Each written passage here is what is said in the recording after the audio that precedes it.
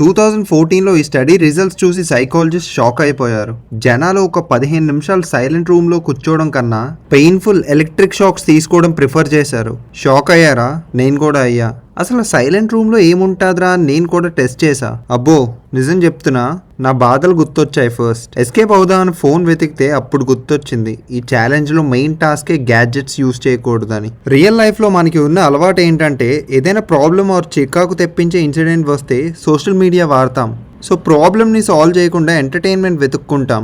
Yes, ఆ మూమెంట్కి బాధలు మర్చిపోతాం, బట్ సాల్వ్ అయితే చేయట్లేదు మనం. ఆ తర్వాత మళ్ళీ ఆ ప్రాబ్లమ్స్ తిరిగి వస్తాయి. అండ్ ఈ సైలెన్స్లో నాకున్న ఇన్సెక్యూరిటీస్, డౌట్స్ అని తొక్కా తోలు గుర్తొచ్చేసాయి. అప్పుడు అనిపించింది చాలా నెగిటివిటీతో బతికేస్తున్నా అని. బట్ చివరికి ఇది ఎలా హెల్ప్ అయిందంటే ఆ థాట్స్ అన్ని డైరీలో రాసుకున్నా. సో మీరు కూడా ఒకసారి ఫోన్ పక్కన పెట్టి ఒక 15 నిమిషాలు సైలెంట్గా ఉండండి. అండ్ ఆ సైలెన్స్లో మీకు కావాల్సిన ఆన్సర్స్ కూడా దొరుకుతాయి.